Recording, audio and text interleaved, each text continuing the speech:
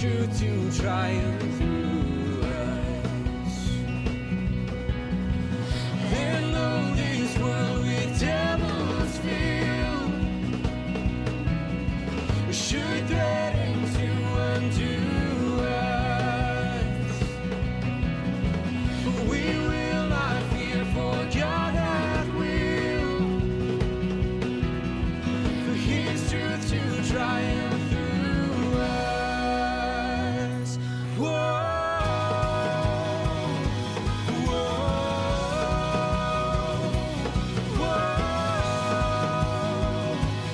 whoa. Ei, gente, boa noite.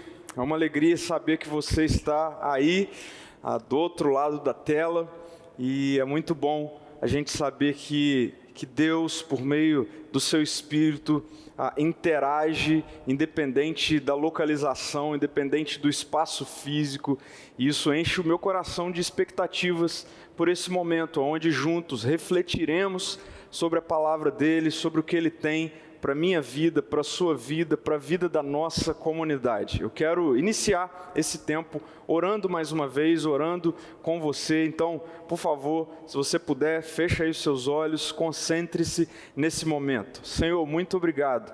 Obrigado pelo privilégio que temos de usufruirmos da tecnologia, da internet, desse meio que é também um meio da graça do Senhor sobre nós, para vivermos a igreja juntos. Nós queremos nessa noite ser alimentados pela Tua Palavra. Nós submetemos o nosso coração, a nossa mente, a nossa vida diante do Senhor. Espírito Santo de Deus, revela-nos mais uma vez Jesus, o Evangelho, para a transformação das nossas vidas, para o acolhimento das nossas vidas. Essa é a nossa oração, em nome de Jesus. Amém e amém. Bom, eu quero iniciar essa série te desafiando a não perder nenhuma das 3 reflexões, ok? Dessa série que se inicia hoje. Você que é da Igreja Ser Amor, você que é parte da Igreja Ser Amor, que já nos conhece há algum tempo, que já assumiu um compromisso de ser igreja nessa comunidade de fé. Essa série é importantíssima, fundamental para a sua vida, inserida na nossa comunidade. Agora, você que está nos conhecendo agora, nesse ambiente online, que não nos conheceu quando estávamos sendo igreja presencialmente, essa série também é fundamental para você. Eu tenho recebido ao longo desse tempo sempre contatos de pessoas que têm nos conhecido nesse momento, nesse tempo, perguntando, querendo saber mais da igreja, tecendo alguns elogios, dizendo que tem achado muito interessante a visão da igreja e tudo mais. Então, essa série é fundamental para você também. Eu diria que ao final dessa série, você terá 2 possibilidades de conclusões.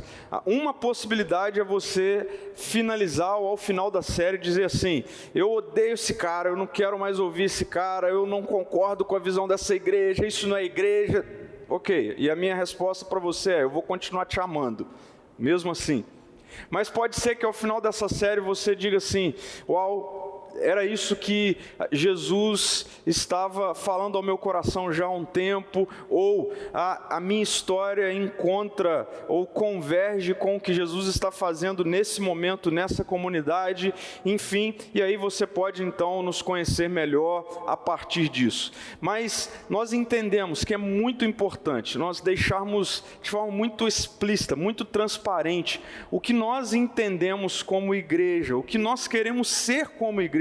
Eu gosto sempre de afirmar que a nossa comunidade de fé, na maneira como nós funcionamos, como nós entendemos igreja nesse tempo, não é, e longe de ser, a melhor ou a única forma, também não é a pior forma. Enfim, nós somos o que somos, nós andamos e procuramos andar diariamente, a cada momento, interagindo de forma muito temerosa, muito reverente com aquilo que Jesus quer para as nossas vidas, para a nossa maneira de ser. Então, se você está nos conhecendo nesse tempo, essa vai ser uma boa série, para você nos conhecer um pouquinho melhor, conhecer um pouquinho melhor da nossa igreja. Por que fazer essa série? Nós estamos num momento de tensão global, o que inevitavelmente alcança as nossas tensões pessoais. Todos nós estamos sendo afetados de alguma maneira pela pandemia da Covid-19.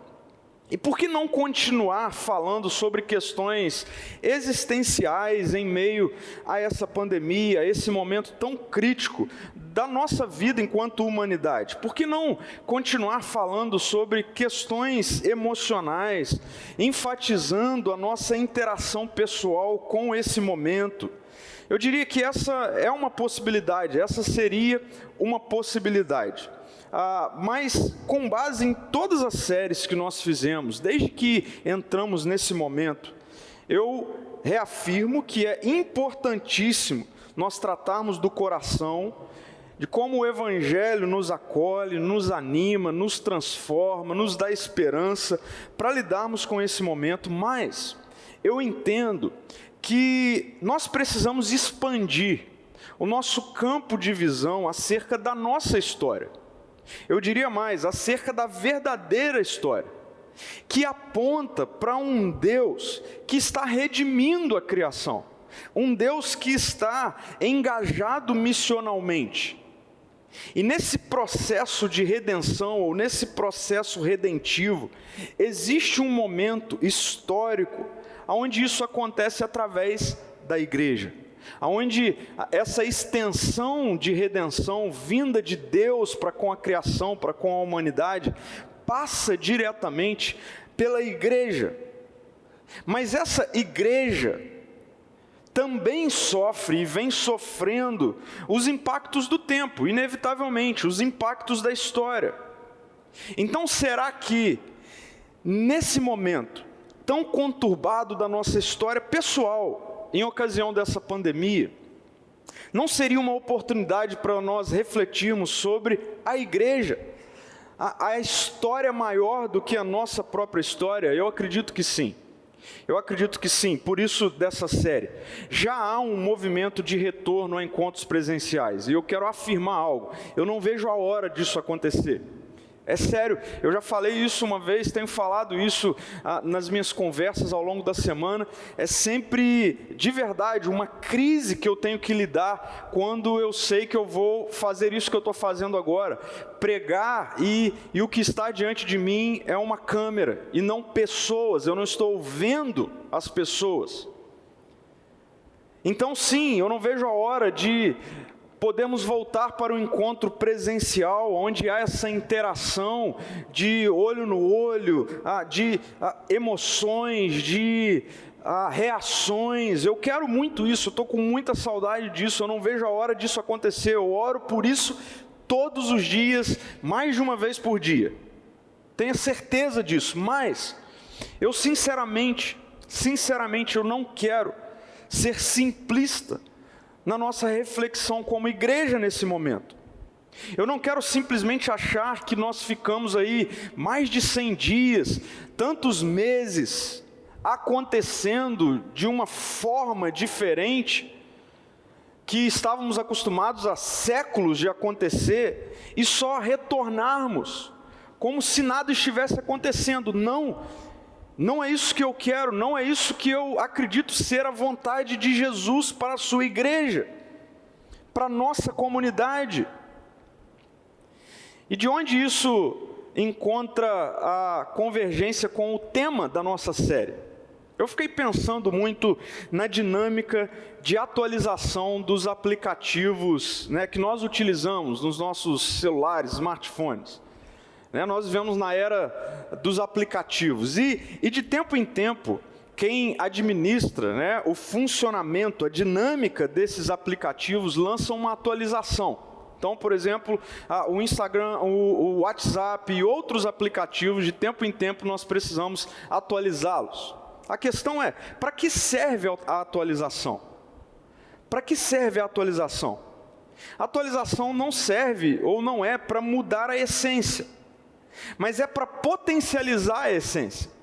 É para, sim, corrigir aquilo que nós chamamos de bugs, né? Algumas questões que estão atrapalhando o bom funcionamento da essência daquele aplicativo, e por isso da atualização, para corrigir bugs, corrigir algo que não está acontecendo bem, para potencializar o funcionamento, a essência. Sabe o que eu quero dizer com isso? Que nós precisamos refletir sobre como Jesus é o cabeça da igreja, é assim que as Escrituras nos apresentam. Jesus é o Senhor sobre a igreja. Como Jesus pode fazer, de um momento como esse que a gente está vivendo, um momento de atualização, um momento de repensar, um momento de, não sobre mudar, mas quem sabe de corrigir alguns bugs, quem sabe de corrigir algumas questões que não estão de acordo com a essência, para potencializar o funcionamento. É disso que eu estou falando, é sobre isso que eu quero refletir com você ao longo dessas próximas 3 semanas. E eu quero iniciar hoje com essa pergunta: o que é a igreja? O que é a igreja?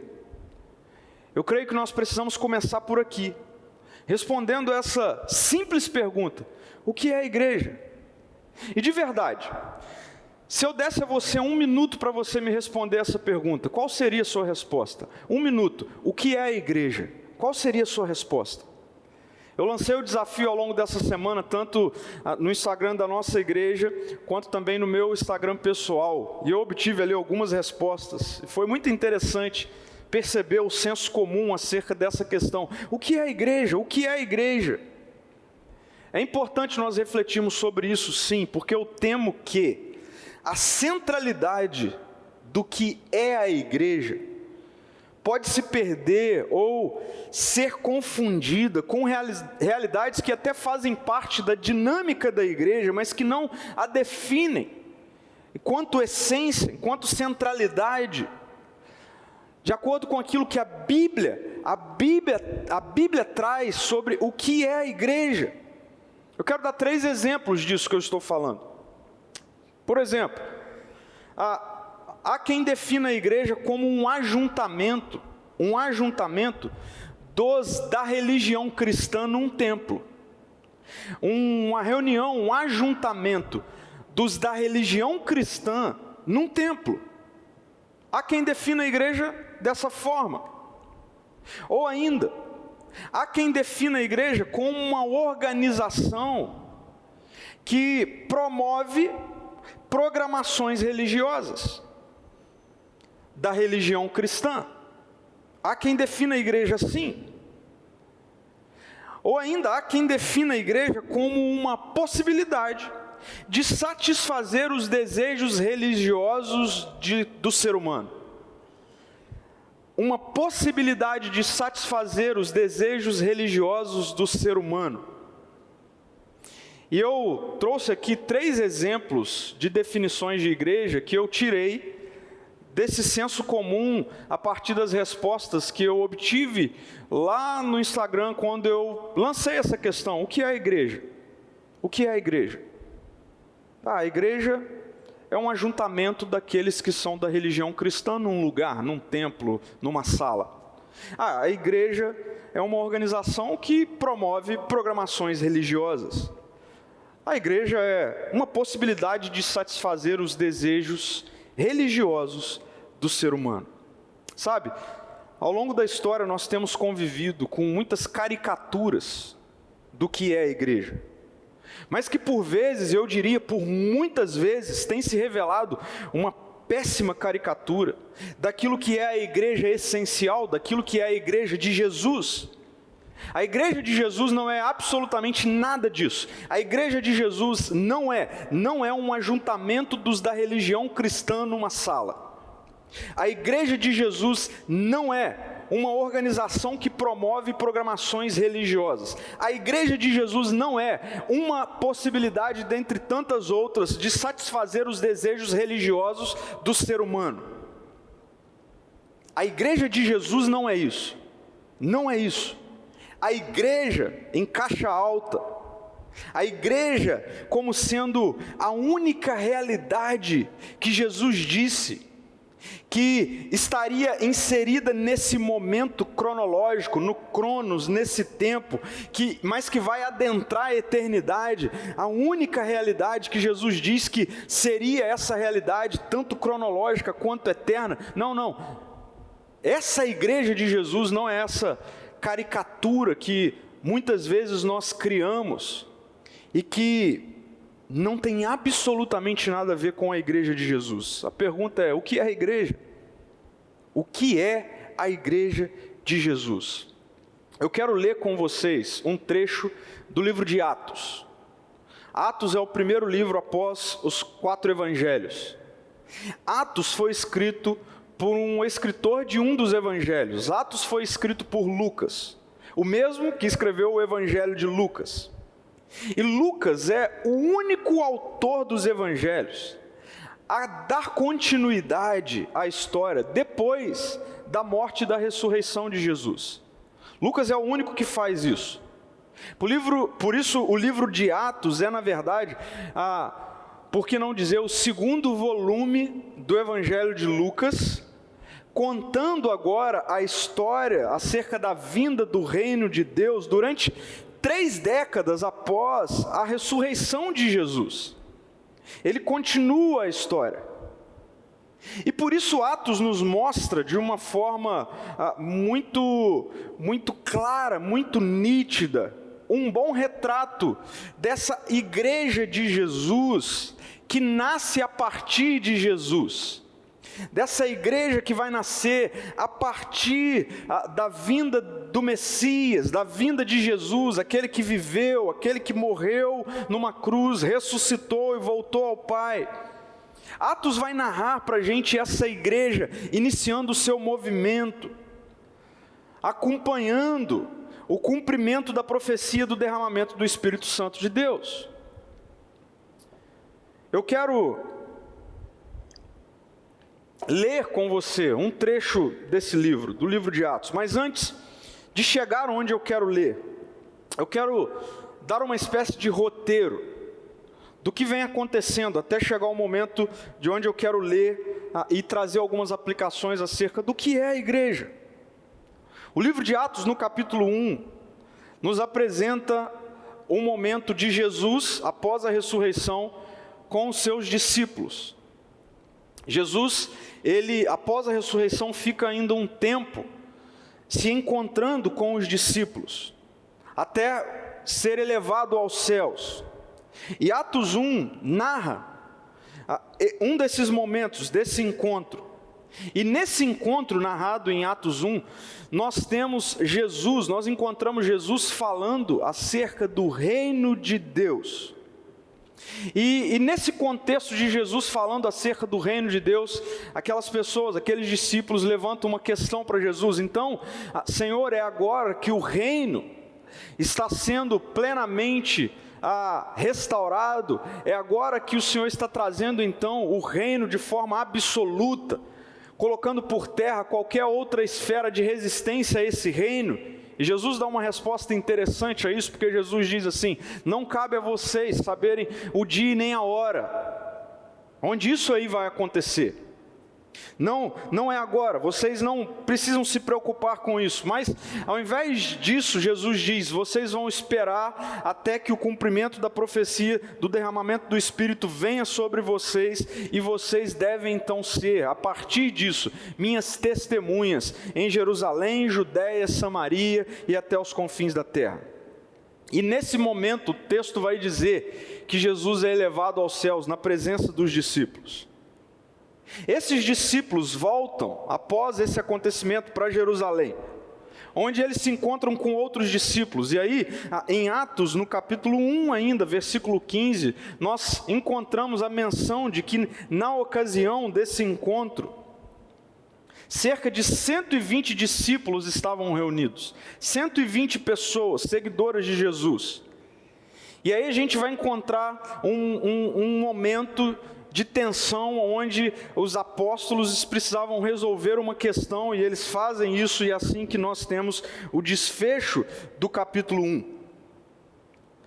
nós iniciamos o capítulo 2 de Atos com um relato do dia do Pentecostes. Atos 2:1 vai dizer que no dia de Pentecostes, todos estavam reunidos num só lugar. A questão é, quem eram esses todos?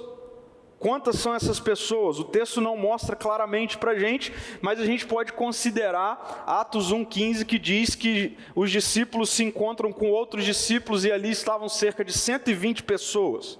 Provavelmente é desse grupo que nós lemos aqui no início de Atos 2, que está nesse momento reunido, e aí nós temos o relato do derramamento do Espírito, de tudo aquilo que vai acontecer. O Espírito vem sobre a vida de cada uma daquelas pessoas, num momento cronológico, num tempo, num momento imediato, numa hora. E uma dinâmica extraordinária e sobrenatural começa a acontecer nesse momento. Isso estava acontecendo naquele lugar, num lugar físico mesmo, e começa a chamar a atenção de pessoas ao redor daquele lugar físico. Tamanho era o barulho daquele acontecimento, a forma como tudo aquilo estava acontecendo, e muitas pessoas começam a chegar e observar o que estava acontecendo ali naquele lugar. E essa de observar o que estava acontecendo naquele lugar começa a gerar diferentes reações em quem estava vendo o que estava acontecendo. E a gente vai ler que dessas diferentes reações, encontramos aqueles que ficam admirados com o que estava acontecendo, outros assustados com o que estava acontecendo, e outros até mesmo zombando do que estava acontecendo, chegando a dizer que aquelas pessoas estavam bêbadas. E aí, em Atos 2, no versículo 14, o texto diz que Pedro, um dos apóstolos, dá então um passo à frente com os outros apóstolos, e agora ele se dirige à multidão. É assim que o texto diz em Atos 2,14. Pedro começa a falar para aquela multidão que chegou para observar o que estava acontecendo. E o que Pedro fala? A gente vai ler o discurso de Pedro, por que não dizer a pregação de Pedro, e o que Pedro prega é o Evangelho. Pedro começa a falar com aquelas pessoas, a vir costurando com aquelas pessoas, tudo o que estava acontecendo ao longo da história, até chegar em Jesus. Até chegar em Jesus. E Pedro vai terminar esse seu discurso mostrando que Jesus Cristo, aquele que boa parte daquela multidão gritou, crucificam, de fato era o Cristo, de fato era o Filho de Deus, de fato era o Senhor e havia ressuscitado. Com isso em mente, com esse contexto, eu quero ler para vocês Atos 2, do versículo 37 até o versículo 41, que diz assim: as palavras de Pedro partiram o coração dos que ouviam, e eles perguntaram a Pedro e aos outros apóstolos: irmãos, o que devemos fazer? E Pedro respondeu: vocês devem se arrepender para o perdão de seus pecados, e cada um deve ser batizado em nome de Jesus Cristo. Então receberão a dádiva do Espírito Santo. Essa promessa é para vocês, para os seus filhos e para os que estão longe, isto é, para todos que forem chamados pelo Senhor, o nosso Deus. Abre parênteses aqui, isso tem a ver comigo, isso tem a ver com você, isso tem a ver com a igreja de hoje. Fecha parênteses. E o texto continua dizendo, versículo 40, Pedro continua a pregar, advertindo com insistência aos seus ouvintes: salvem-se desta geração corrompida. Versículo 41, os que acreditaram nas palavras de Pedro foram batizados, e naquele dia houve um acréscimo de cerca de 3.000 pessoas. 3.000 pessoas. Preste atenção nessa pergunta.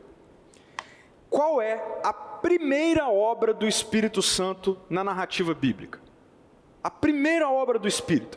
Qual é a primeira coisa que o Espírito Santo faz quando se torna o ator principal da história? Porque até então nós tínhamos a presença de Jesus em forma física, narrado nos Evangelhos, e agora Atos vai nos trazer um novo personagem principal, a saber, o Espírito Santo de Deus, que entra em cena é o cumprimento da profecia, de profecias do Antigo Testamento. Chegou, de fato, e a pergunta é: qual é a primeira obra do Espírito Santo na narrativa bíblica? Resposta: a primeira obra do Espírito Santo é formar uma comunidade.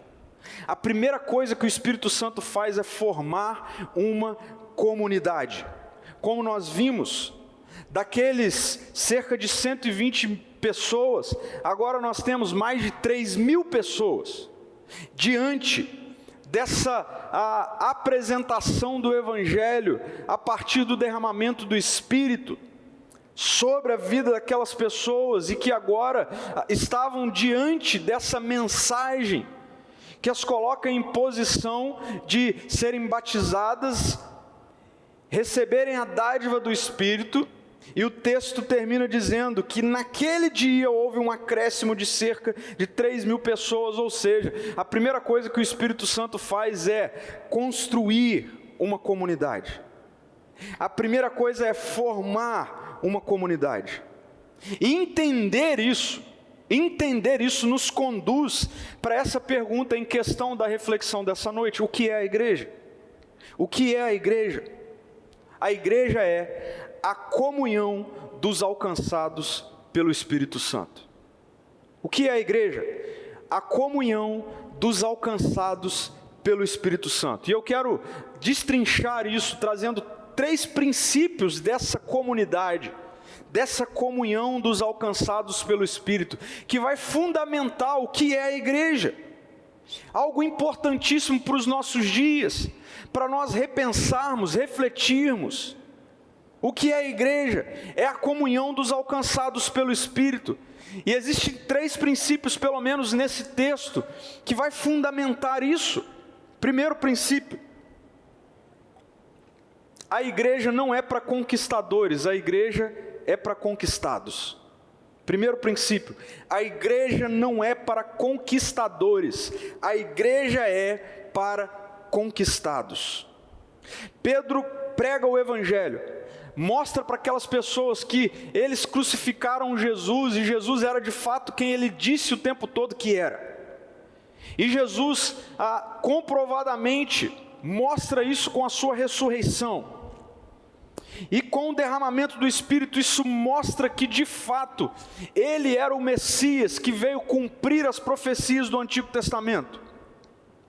E aquelas pessoas diante de Pedro, diante da mensagem de Pedro, se desesperam. E sabe por quê que nós encontramos isso com essa pergunta que eles fazem aos apóstolos? Irmãos, o que nós devemos fazer? Em outras palavras, como nós conquistamos então algum tipo de favor diante disso? E a resposta de Pedro mostra para aquelas pessoas que não há o que se fazer, numa perspectiva de conquistar um lugar no corpo de Cristo, conquistar um lugar nessa comunidade dos discípulos.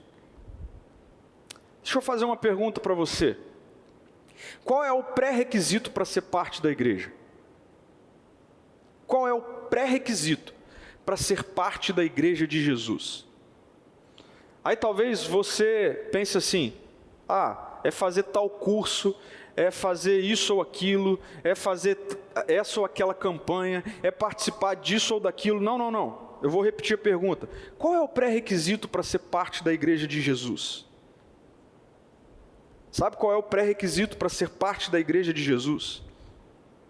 É reconhecer que você não dá conta de conquistar esse privilégio. O pré-requisito para ser parte da igreja de Jesus, do corpo de Cristo, é você reconhecer que não há o que se fazer.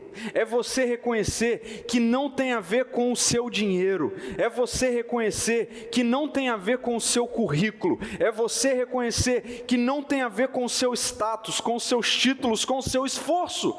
Igreja não é lugar para conquistadores, igreja é para quem é conquistado. A igreja de Jesus afronta completamente, bate de frente completamente com os valores e os princípios da nossa sociedade, altamente baseada no mérito, na conquista. Mas essa não é a igreja de Jesus. Isso não tem a ver com Jesus, o Cristo, aquele que vem para redimir a história, se entregando numa cruz. Isso não é assim desde o dia em que Jesus colocou os pés na terra e começou a se manifestar como o Messias. Jesus faz isso se inserindo na história no primeiro século como um rabino judeu, um mestre. Ele não era o único, ele se insere numa cultura, isso era existente. Agora, Jesus desde o início se insere nessa cultura como um rabino judeu, como tantos outros, mas mostrando que ele trazia uma nova cultura. Isso é assim na maneira como Jesus chama os discípulos, chama os seus primeiros seguidores. A forma como Jesus faz isso é oposta, completamente oposta à maneira com a qual os rabinos da época tinham ou formavam o seu grupo de discípulos. Todo rabino da época de Jesus formava o seu grupo de discípulos a partir do mérito. Todo rabino queria o melhor dos melhores alunos da escola rabínica. Aqueles que passaram por toda a etapa da escola rabínica, sendo a nata intelectual da época, do contexto. Então, um jovem chegava para um rabino e se oferecia para andar com ele, com base no seu mérito, e aquele rabino, então, após passar mais algumas provas para ver se aquele jovem merecia se tornar um seguidor dele, poderia, então, ao final disso, ouvir do rabino: bom, você pode ser um seguidor meu, você conquistou isso, você merece isso. E aí nós encontramos Jesus, um rabino que vem andando pela praia, chamando pessoas, convidando pessoas para andar com ele, se tornarem seus discípulos, pessoas desprezadas, pessoas que eram vistas pela sociedade como o pior dos piores, pessoas que eram a escória da sociedade. Jesus passa por estes e diz: venham, siga-me, ande comigo. Essa é a lógica do reino e essa é a lógica da igreja. A igreja não é lugar para conquistadores, a igreja é lugar para conquistados. Andar com Jesus é para quem foi conquistado por Ele, não para quem conquista ao seu favor. Segundo princípio, a igreja não é para perfeitos, a igreja é para arrependidos, isso é bem diferente. A igreja não é para perfeitos, a igreja é para arrependidos. Versículo 14 mostra que Pedro continua a pregar, e ele continua a pregar advertindo com insistência. O texto diz, e a insistência é: salvem-se dessa geração corrompida. E isso nos traz de volta para a primeira parte da fala de Pedro, quando ele responde a pergunta daquelas pessoas: o que nós fazemos? E Pedro mostra, não é sobre conquistar, é sobre se arrepender. É sobre se arrepender. Preste atenção nisso que eu vou falar com você, que é muito importante. Perfeição é utopia. Perfeição é utopia, vírgula. Arrependimento é compromisso. Perfeição é utopia, arrependimento é compromisso. Eu quero andar, estou falando eu mesmo, eu, Pedro, eu, um seguidor de Jesus, eu, alguém alcançado pelo Evangelho, eu, pastor, eu quero andar com 1000 pessoas que assumam o compromisso do arrependimento, mas eu não estou disposto a andar com uma pessoa que venha com o discurso da perfeição. É isso mesmo. Eu quero estar com 1000 pessoas que assumam o compromisso do arrependimento, mas eu não quero estar com uma pessoa que venha com o discurso da perfeição. E por algum tempo, meu querido e minha querida, a igreja se tornou esse lugar da utopia do perfeito, e se esqueceu que ela deveria ser o lugar do ajuntamento dos arrependidos. Isso é muito triste. Por algum tempo a igreja vem se tornando esse lugar da utopia da perfeição e se esquecendo que ela deveria ser o lugar do ajuntamento dos arrependidos. Por quê? Por que é fundamental nós entendermos isso? Porque as Escrituras vai nos mostrar que o terreno propício para a transformação é o arrependimento. É o arrependimento. Isso é tão sério para Jesus que certa vez um jovem chega diante dele e se expressa com relação a ele da seguinte forma: bom mestre. E aí continua a falar algumas coisas com ele. Bom mestre. E aí Jesus pega isso e faz um questionamento para aquele jovem. Por que você me chama bom? Quando só há um que é bom, o Pai que está no céu. Jesus está querendo mostrar com isso que, numa perspectiva da humanidade, não há um perfeito, não há um que seja bom. O único que é bom, o único que é perfeito é Deus, o nosso Pai que está no céu. Por isso, a igreja de Jesus não pode ser a igreja que prega que ali é o lugar para os perfeitos, mas precisa ser a igreja que prega que ali é o lugar para os arrependidos. Porque o arrependimento é o terreno propício para a transformação, o arrependimento é o que vai instrumentalizar o poder transformador, regenerador, que ressignifica, que dá nova vida mediante o Espírito em nós. Eu gosto muito da forma como o apóstolo Paulo fala do Espírito, porque ele vai deixar claro que os frutos são do Espírito. Existem as obras da carne e os frutos do Espírito. A única maneira dessa carne aqui se tornar perfeita é mediante as obras ou os frutos do Espírito que vêm sobre mim. E para que os frutos do Espírito venham sobre mim, eu preciso me arrepender. E me arrepender justamente de continuar vivendo a vida por conta própria. Me arrepender justamente de achar que pelo meu esforço eu vou merecer algo de Deus, de achar que é pelo meu esforço em ser perfeito que eu vou merecer o favor de Deus. Não, esquece isso, isso é utopia, isso não é o Evangelho. Por isso Jesus, que vê o coração, ele se coloca diante de muitos religiosos da sua época, ele diz assim: ei, vocês são como sepulcro caiado. Ele está dizendo, vocês são como um túmulo, que por fora está todo pintadinho, todo bonitinho, com uma roupinha legal, com uma máscara bela, com um estereótipo, com um jeito de falar todo perfeito, mas por dentro vocês estão mortos. Eu sei. Jesus confronta muito daquilo que nós chamamos de igreja na nossa cultura. Igreja não é para perfeitos, igreja é para arrependidos. Mas terceiro e último princípio dessa igreja, que é a comunhão dos alcançados pelo Espírito Santo de Deus. Terceiro princípio, a igreja não é para sacralizar indivíduos, mas ela é para construir comunidade. A igreja não é para sacralizar indivíduos, mas para construir comunidade. O versículo 41 vai terminar dizendo: os que acreditaram nas palavras de Pedro foram batizados.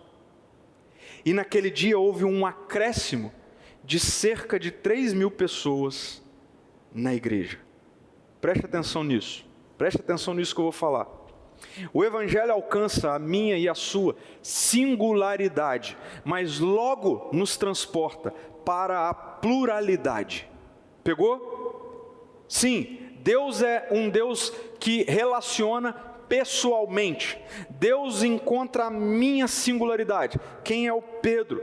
Deus olha com graça de forma singular para mim, olha com graça de forma singular para você.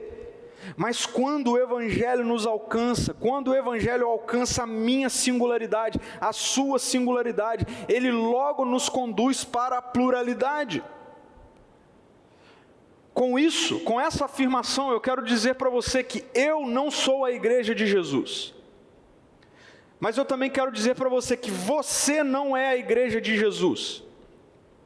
Eu sou a igreja de Jesus quando eu estou com você. Você é a igreja de Jesus quando você está comigo. e está comigo com toda a minha complexidade, e eu estar com você com toda a sua complexidade.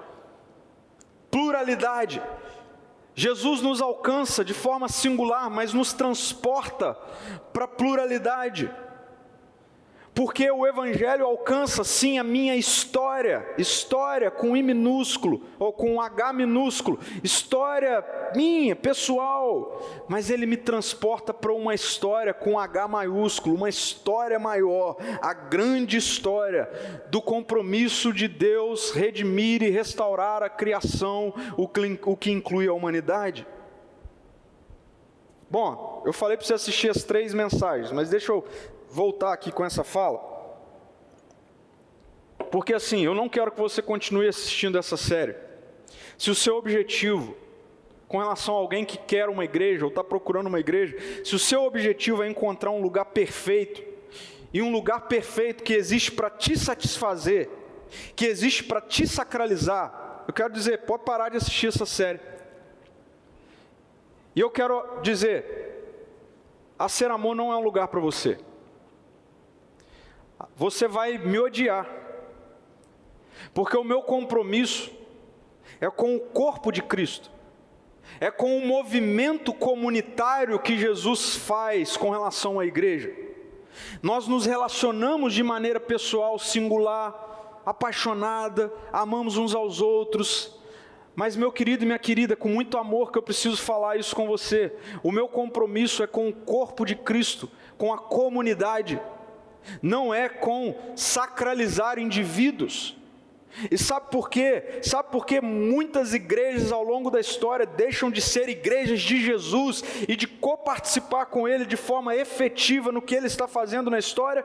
Porque passaram a supervalorizar indivíduos em detrimento da comunidade. Muitas igrejas. E essa é a cultura da presente era má, que supervaloriza o indivíduo.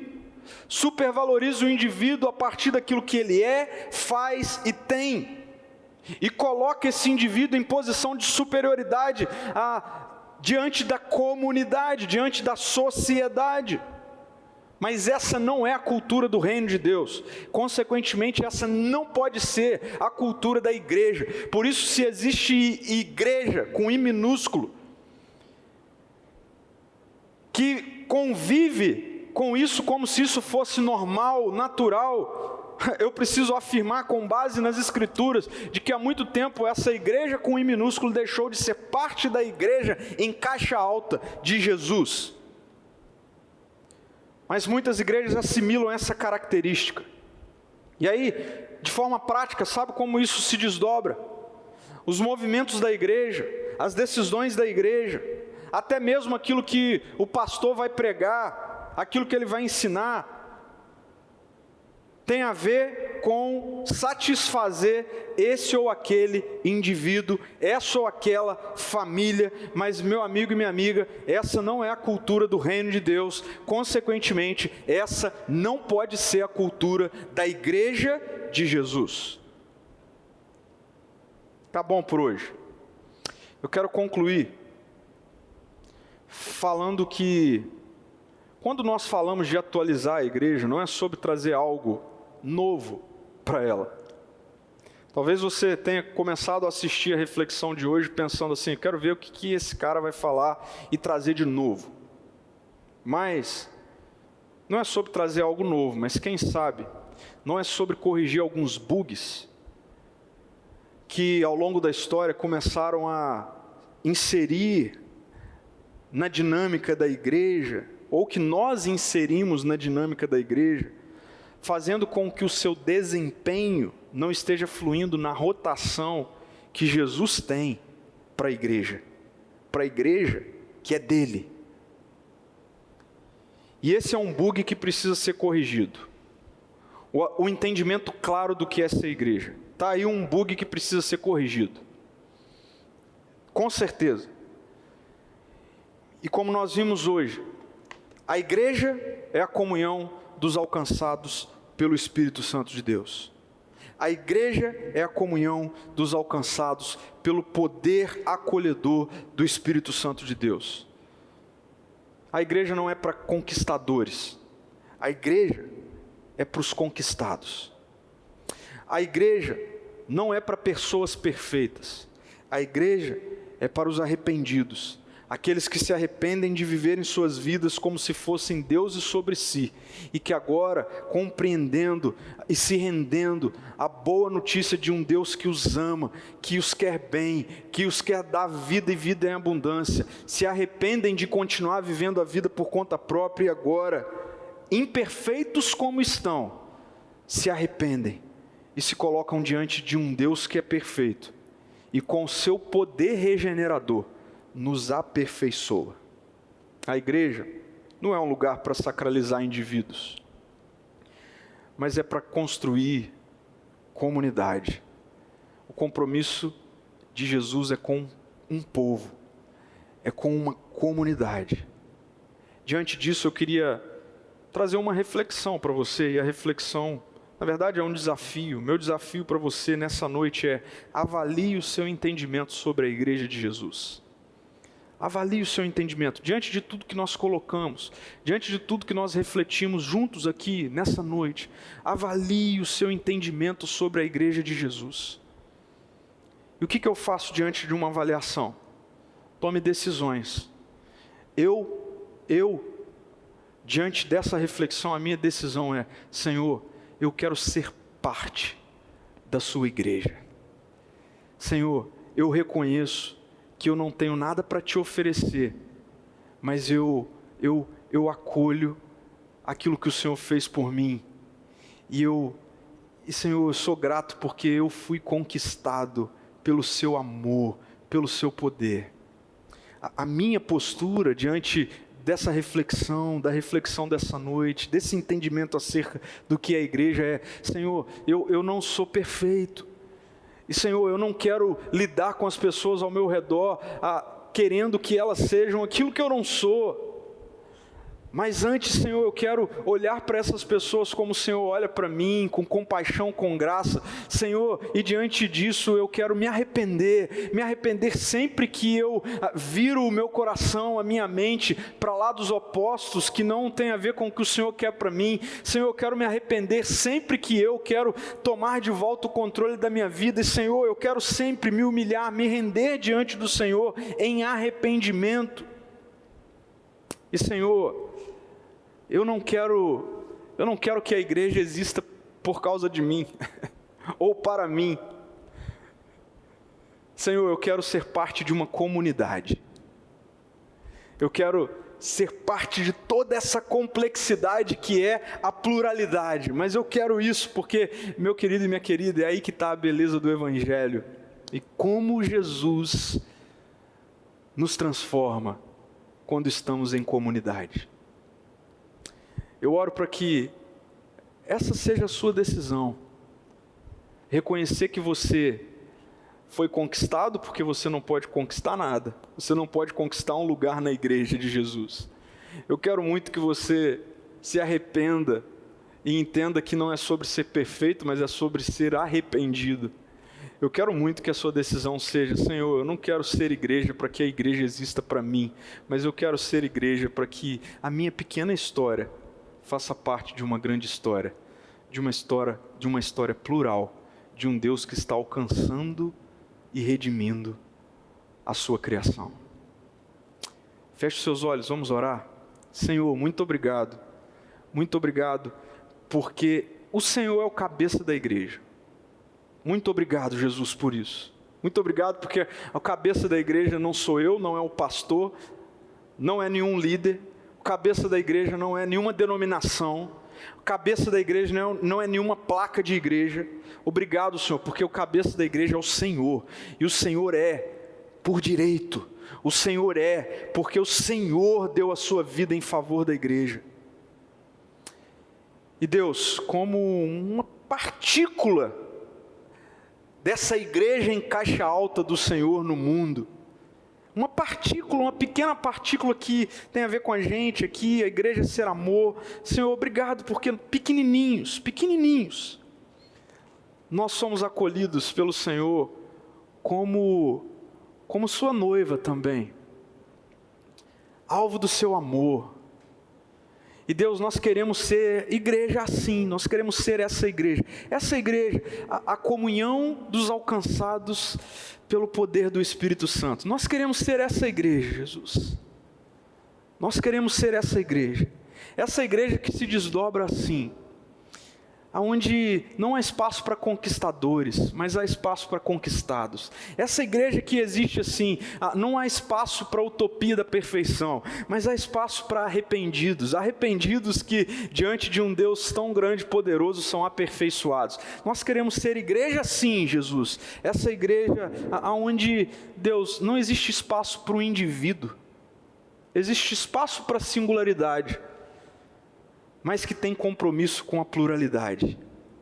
Nós queremos ser parte da sua igreja assim, em nome de Jesus.